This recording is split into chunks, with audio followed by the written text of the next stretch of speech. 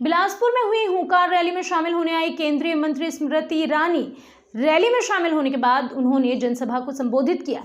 स्मृति ने राज्य सरकार पर इस दौरान जमकर निशाना साधा। उन्होंने कहा, हाथ में गंगाजल लेकर छलने निकले हैं कांग्रेस नेता। बताएं कि महिलाओं के साथ लगातार अत्याचार अपराध क्यों हो रहे हैं, जनता की तिजोरी कैसे लूटी जाए, इसमें सरकार की रुचि है। केंद्रीय मंत्री ने कहा कि वो भाजपा के सवालों का जवाब नहीं देंगे। मैं सरकार से पूछना चाहती हूं कि विपदा की घड़ी में एक तरफ मोदी घर घर अनाज पहुंचा रहे थे, दूसरी तरफ यहां सरकार लोगों के घर में शराब पहुंचा रही थी। सब जानते हैं कि यहां की सरकार का रिमोट कंट्रोल किसके हाथ में है। छत्तीसगढ़ के मुख्यमंत्री भूपेश बघेल जांजगीर चांपा भेंट मुलाकात कार्यक्रम में मीडिया से चर्चा करने के दौरान केंद्रीय मंत्री स्मृति ईरानी के बयानों पर पलटवार करते हुए बोले कि बीजेपी सरकार पर रमन सिंह राशन कार्ड में बड़ा घोटाला हुआ है, उसके बारे में कुछ नहीं बोलते। देश में महंगाई बढ़ रही है, उसके बारे में भी कुछ नहीं कहा।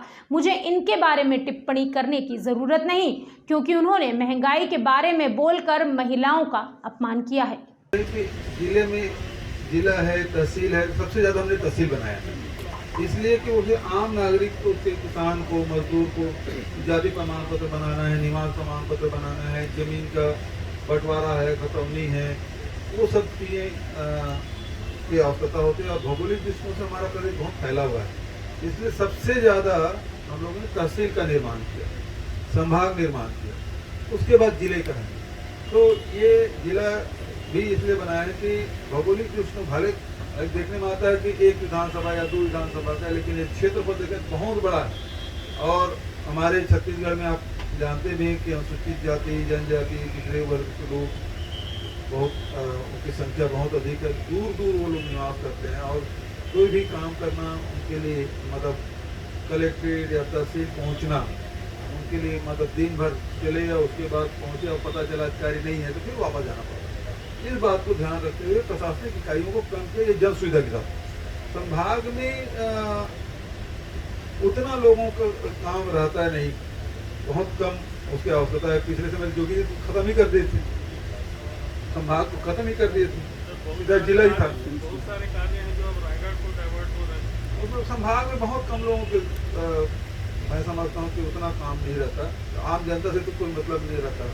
बहुत कम ऐसा रहता है कि जमीन का विवाद हुआ तो कुछ केस ही जाना है, इतना ही है। उसके अलावा उसमें संभाग का उतना महत्व पूरी कोशिश है। हम तो घोषणा किए थे और हम लोग आप खुद ही बता रहे हैं हमारी तरफ से प्रयास हो रहा है प्रशासन की ओर से। जमीन भी देख लिए हम लोग। ऐसा है कि मेडिकल कॉलेज की स्वीकृति है वो भारत सरकार देती है, बहुत सारे उसको सर्वे करते हैं, रिसर्च करते हैं, तब जाके देते हैं। सीट का निर्धारण करने के लिए कितना कोशिश करना पड़ता है। विजय चंदूलाल के लिए 150 सीट मिला, बहुत मेहनत के बाद ये सब सीटें मिलती है। हमारी कोशिश तो ये है कि सभी जिलों में हो, लेकिन उसके पहले सभी लोकसभा में एक हो जाए। तो जांजगीर लोकसभा बचा था, इसलिए मैंने खुद ही घोषणा की थी कि भाई एक लोकसभा बचा है, इसमें तो होना चाहिए। तो ये और प्रस्ताव भी हम लोगों ने भेजा हुआ मैं समाये हुए हैं। उसको कलेक्टर को बोलूंगा, उससे मार्गदर्शन लेकर फिर से अभियान शुरू करें। ये लगातार प्रदेश में जिला कृषि लगातार। अब ये तो ऐसा है कि ये मध्य प्रदेश में नहीं जाते भैया, उत्तर प्रदेश नहीं जाते, है ना। माननीय मुख्यमंत्री महोदय जी, मुख्यमंत्री जी तो ईडीआईटी के बारे में जो बोल रहे थे यही है कि ये लगातार अपने अधिकारों का दुरुपयोग भी कर रहे हैं, लोगों को डराने धमकाने भी काम कर रहे हैं, दहशत इतना कि लोग शिकायत भी नहीं कर पा रहे हैं। और जो आज छत्तीसगढ़ में मैंने भी पत्र लिखा है जो आम जनता से जुड़ा हुआ कि चिट फंड कंपनी से हजारों करोड़ रुपया आम जनता से लिया गया, उसमें कोई वर्ग नहीं है जो छूटा हो, सब ने इन्वेस्ट किया है चिट फंड कंपनियों में। और उसके साथ ये नारायण चंदेल जी, धर्मलाल कौशिक जी यही रोजगार मेला लगा के बांटे थे ना, रोजगार मेला है ना। प्रधानिक पद पे थे, विधानसभा अध्यक्ष, उपाध्यक्ष थे, बांटे थे। रमन सिंह जी सब कार्यालय को उद्घाटन किए थे, उसके बेटे, उसकी पत्नी, सबने किया था। और करीब 6-6.5 करोड़ रुपए लूट के भाग गए।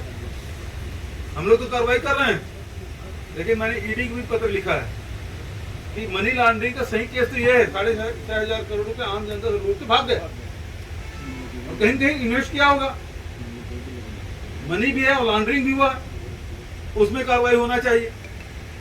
अभी तक के तो और रमन सिंह की बोलती बंद हो गई है, बोल ही नहीं रहा है। मैं 3 दिन से बोल रहा हूँ उसके बारे में। और उसके खिलाफ भी नान घोटाले में सीएम सर, सीएम मैडम, है ना, और वो कहते हैं कि चिंतामणि नाम है उसका सीएम सर का। अच्छा, तो सीएम मैडम कौन है भाई? और है तो सरकार तो आपके थे, फिर उसके खिलाफ उसको आरोपी क्यों नहीं बनाए? और फिर जो नान घोटाला की जांच है वो केवल 8 महीने कार्यकाल का क्यों होना चाहिए भाई? 2011 से 2015 में पकड़ा गया ना, 2011 क्यों जांच नहीं होना चाहिए? और क्यों पीआईए लगाया धर्मलाल कौशिक? क्यों नहीं होना चाहिए? ईडी क्यों जांच नहीं कर रही है? ये तो आम जनता का पैसा है ना, चावल का पैसा है, राशन कार्ड बना के, है ना, फर्जी राशन कार्ड बना के पैसा डकार गया शासन का, उसमें जांच की मांग कर रहे हैं। क्यों नहीं कर रही जांच? तो जनता से जुड़े हुए मुद्दे नहीं करेंगे, वो केवल लोगों को डराने धमकाने। स्मृति ईरानी जी महिला हैं, केंद्रीय मंत्री हैं, वो अब अमर्यादित टिप्पणी कर रहे हैं, लेकिन मैं उसकी स्तर पे नहीं जाऊंगा। मैं कांग्रेस पार्टी कभी महिलाओं के खिलाफ अभद्र भाषा का प्रयोग नहीं करते। ये भारतीय जनता पार्टी की अपनी संस्कृति है, जो अपनी पार्टी के नेताओं के खिलाफ क्या क्या टिप्पणी नहीं की वो सब जानते हैं, उन बातों को मैं दोहराना नहीं चाहूँगा। दूसरी बात यह है कि गांधी परिवार भारतीय जनता पार्टी के दिलो दिमाग से निकल ही नहीं पा रहा है। राहुल गांधी जी ने कहा मैं अध्यक्ष नहीं बनूंगा, पदयात्रा में है। सोनिया जी ने पद त्याग किया, उन्होंने कहा कि भाई हम चुनाव नहीं लड़ेंगे, गांधी परिवार से कोई चुनाव नहीं लड़ेगा। खड़गे जी हमारे नवनिर्वाचित अध्यक्ष हैं, उसके नेतृत्व में हम सब काम कर रहे हैं। अब तब भी उनको भूत सवार है गांधी परिवार का, और झूठ बोलने में एक नंबर है। जब राहुल जी पदयात्रा कर रहे थे और कन्याकुमारी में थे, मैं उस समय साथ में था राहुल जी के, और यहाँ वो बयान देती है कि राहुल जी को सब इतना तो शर्म करते कि वहाँ विवेकानंद जी की मूर्ति है, वहाँ जाके सर नवाते। इतना सफेद झूठ है। मैं खुद था ना, स्टीमर में हम लोग गए, सबसे पहले विवेकानंद जी की स्मारक गए और उसके बाद वहाँ जो बड़े संत हैं उसके स्मारक में गए, दोनों जगह पूजा अर्चना किए। झूठ बोलने बड़ी माहिर है। दूसरी बात यह है, सरकार कांग्रेस की सरकार है और दरअसल में इनको तकलीफ क्या है? ये किसान का बेटा मुख्यमंत्री है, इस बात की चिढ़ है। मैं पिछड़े वर्ग के साथ हूँ, इस बात की चिढ़ है, इनसे बर्दाश्त नहीं कर पा रहे और इसलिए व्यक्तिगत हमले में उतर आए। और व्यक्तिगत हमला करना है तो मैं बहुत कुछ बोल सकता हूँ, स्मृति ईरानी जी के बारे में, भारतीय जनता पार्टी के नेताओं के बारे में, यहाँ के नेताओं के बारे में, लेकिन हम लोग उस स्तर पे नहीं जा रहे हैं। छत्तीसगढ़ में आज तक के कभी इतिहास में आप देखें 3/4 बहुमत से सरकार नहीं बनी, कांग्रेस की सरकार बनी है। और सारी योजनाएं हमने पहले ही कह दिया था कि हम छत्तीसगढ़ में क्या क्या करेंगे, हमारी सरकार आई थी। हम किसानों की ऋण माफी करेंगे, 2500 रुपये क्विंटल में धान खरीदी करेंगे, 4000 प्रति मानक बोरा के दर से तेंदुपत्ता खरीदेंगे, 35 किलो चावल हर परिवार को देंगे। ये तो महिला का हुंकार रैली किए थे। रमन सरकार तो महिलाओं के नाम से राशन कार्ड बांट के हजारों करोड़ को घोटाला कर दिया, उसके बारे में नहीं कहेंगे जो महिलाओं का अधिकार छीना।